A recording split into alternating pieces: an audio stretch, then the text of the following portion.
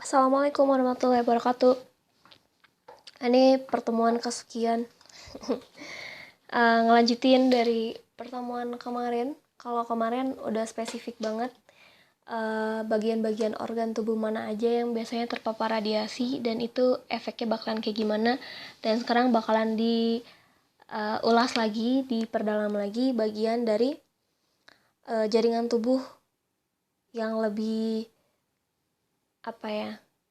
nggak terlalu spesifik sih, tapi bisa kita pelajari lah intinya. Masih nyambung sama materi yang kemarin. Oke, gini. Jadi seperti yang kalian ketahui, ada beberapa interaksi atau ada beberapa tahapan yang diawali gimana caranya kalau ada radiasi masuk ke dalam jaringan tubuh. Kalian udah tahu lintasannya, kalian udah tahu interaksinya macamnya kayak gimana, efek-efeknya kayak gimana. Ternyata setelah ada proses-proses itu, kita nggak bisa lupa kalau memang ada beberapa proses gabungan. Yang pertama, ada proses yang diawali dengan istilahnya adalah tahap fisik. Ini ada istilahnya tahap fisik, kemudian dari awalnya fisik ini dia akan menghasilkan efek biologis. Nah, efek-efeknya kalian udah tahu banget nih kemarin, di mata kayak gimana, di kulit kayak gimana, di beberapa kelenjar dalam tubuh dan lain sebagainya gitu kan. Nah, tapi kita lupa proses awalnya tuh sama proses akhirnya tuh kayak gimana. Kita jabarin sekarang aja ya. Oke, sebentar. Oke, yang pertama, tahap yang paling awal, sangat awal, itu ada tahap fisik. Jadi yang pertama itu ada fisik. Ini tahap fisik tuh maksudnya apa? Yang udah kita tahu, absorpsi energi.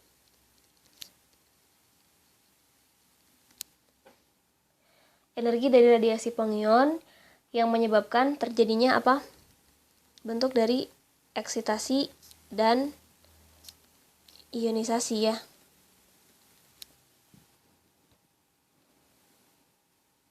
Sebenarnya proses ini tuh bisa dibilang sangat singkat, sangat cepat. Prosesnya ini berdasarkan buku yang saya baca beberapa referensi, itu ordenya ada di 10 sampai 16 detik. Wah, cepet banget nih. Kenapa? Karena ternyata di dalam tubuh itu kita punya reseptor. Punya apa nih? Sel itu sebagian besar isinya adalah air. Ini kurang lebih 70% susunannya adalah air. Nah, makanya proses-proses ini, proses ionisasi awal namanya. Ionisasi awal itu kebanyakan dibantu sama molekul air. Karena molekul air itu bentuknya gimana? Positif ya. Molekul air positif di mana biasanya adalah H2O+,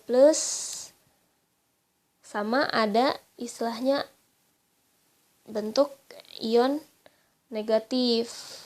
Ion keluar macam-macam. Ion negatif. Jadi kalau kita tuliskan proses ionisasinya, kita bisa tulis nih H2O jika ditambah dengan radiasi pengion ini akan menghasilkan nilai H2O plus ditambah dengan ion negatif. Gitu. Ini ya tahap yang pertama. Kita lanjutin ke tahap yang kedua. Tahap yang kedua gimana? Tahap yang kedua ada istilahnya fisiokimia nih. Namanya aja ada fisio sama kimia.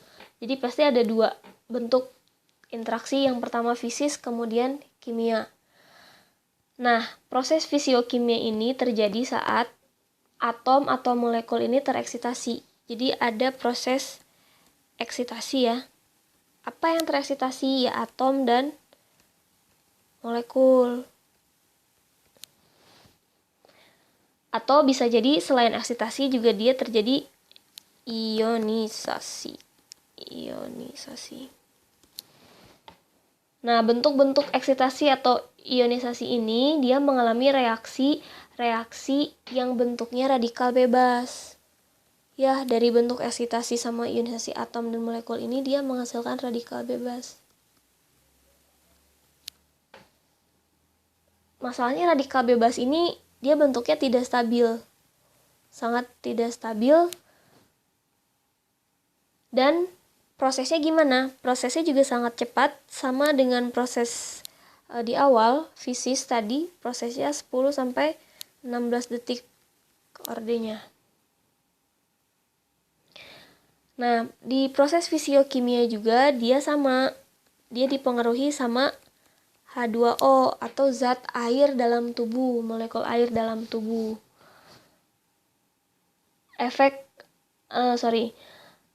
Jadi peranan air ini tuh sangat besar dalam menentukan hasil akhir dalam tahap fisiokimia. Nah, efek langsungnya sebenarnya adalah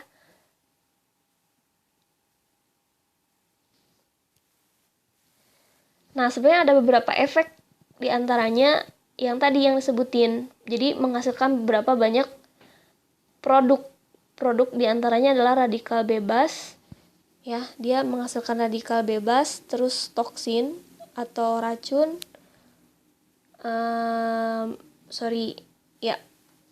Bentuknya racun atau radikal bebas dari reaksi ini nih, OH- sama H+.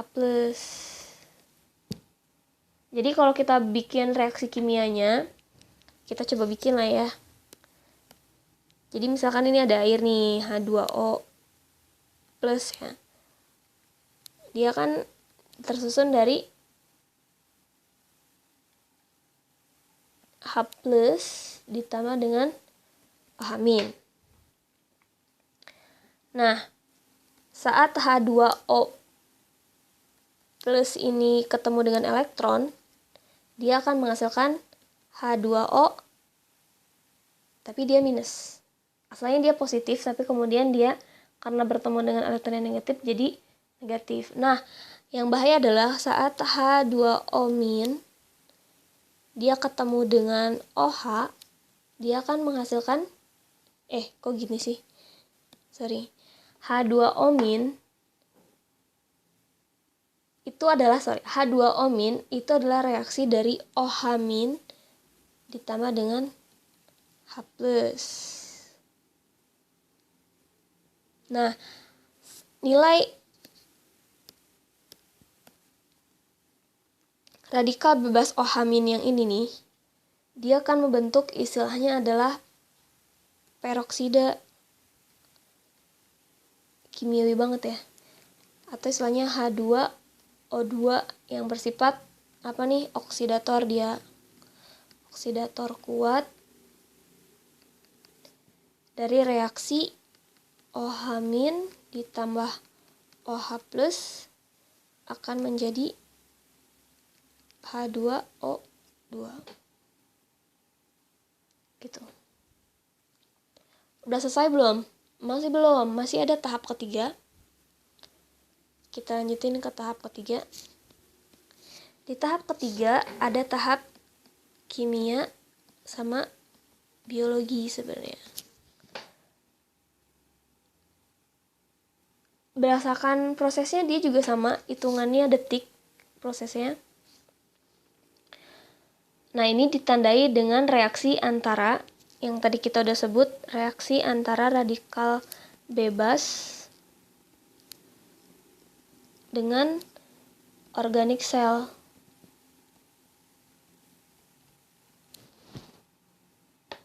Yang dimana kalau organic cell isinya ada kromosom gitu kan, inti sel, dan lain-lain gitu.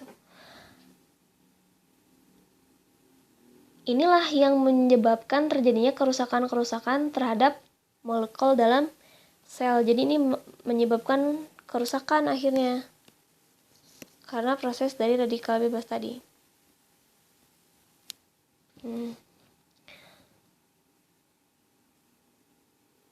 Tapi memang tergantung jenisnya. Jadi kalau jenis molekul ini bereaksi dengan molekul protein, ya misalkan dia berinteraksi dengan molekul protein ini. Kok jelek? Sorry. Molekul protein.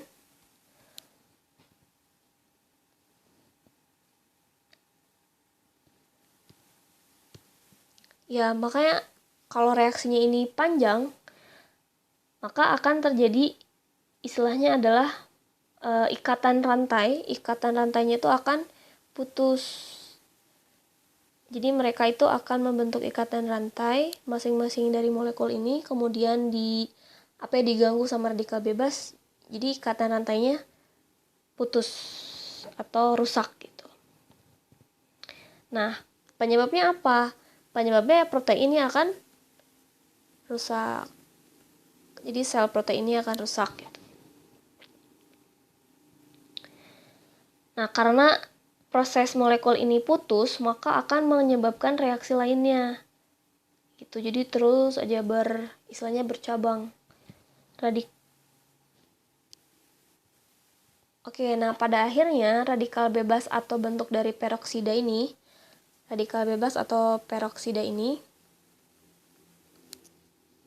selain tadi dia merusak struktur biokimia melalui molekul enzim ya. Jangan di sini tulisnya. Ini bisa protein, bisa enzim gitu ya. Fungsi-fungsi ini akan terganggu. Yang paling bakalan terganggu yang tadi. Ini ya. Organic cell atau kromosom, inti sel, enzim gitu. Dan yang paling bahayanya dia akan menghasilkan yang kemarin kita bahas. Apa? Mutasi gen atau mutasi genetik. Ya, genetiknya terganggu gitu. Ada lagi nggak di sini? Ada 4. Yang akhir, tahap biologisnya. Gimana nih tahap biologisnya? Ini akan bervariasi memang. Jadi tanggapannya bergantung pada molekul penting, di mana molekul penting itu yang bereaksi seperti yang udah dibahas di bab yang di tahap ketiga gitu, di mana dulu dia menyebabkan kerusakan gitu. Cuman memang proses di sini tuh beda. Kalau di sini prosesnya bisa jadi cepat gitu kan. Kalau di sini bisa lama. Hasilnya tuh bisa hitungan waktunya agak cukup lama. Malah bisa hitungan tahunan gitu. Rasanya baru tahunan. Efek yang paling terasa adalah ini adalah kok jadi lupa sebutnya, kerusakan sel. Karena udah bentuk mutasi genetik gitu kan, dia tidak bisa diurai kembali, dia tidak bisa dibenarkan, intinya udah nggak bisa dibenerin lagi gitu kan. Jadi akan menghasilkan kerusakan sel yang benar-benar ya udah rusak gitu. Karena yang dirusak itu bukan cuma selnya doang, tapi udah langsung ke bagian senternya atau di bagian induknya. Kebayang dong kalau misalkan sel induknya udah rusak gitu kan, dan rusaknya permanen, apa kabar dengan sel-sel yang lainnya gitu. Jadi ini akan mengganggu pembelahan sel.